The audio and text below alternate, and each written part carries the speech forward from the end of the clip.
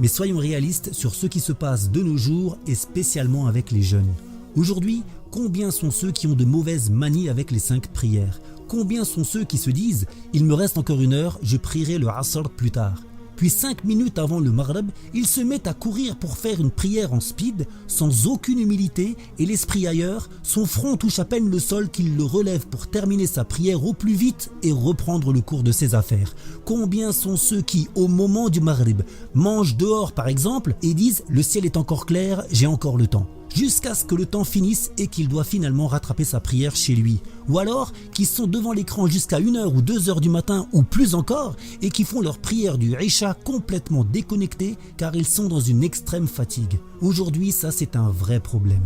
Nous sommes supposés donner à la prière la valeur que Dieu lui a donnée. Nous devons nous remettre en question et organiser nos vies autour des 5 prières.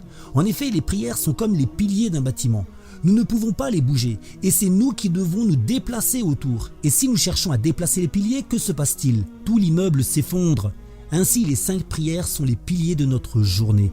Nous devons les maintenir telles quelles et nous adapter à elles afin que notre foi ne s'écroule pas. Comme nous le savons, les temps des prières dépendent entre autres de la position du soleil qui évolue d'une manière parfaitement minutieuse au-dessus de nous.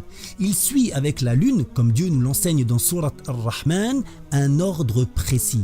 De là, nous comprenons que notre quotidien doit s'adapter à cet ordre précis et que si nous voulons évoluer et nous améliorer dans nos prières, il faut alors que nous leur consacrons régulièrement une attention particulière. Souvenons-nous que lorsque Dieu ordonna à Habil et Qabil, Abel et Caïn, une offrande, ce n'est que celle de Habil qui fut acceptée, car il sacrifia le meilleur de ce qu'il possédait sincèrement pour Dieu. Il donna le meilleur en apparence et dans ce qui est caché.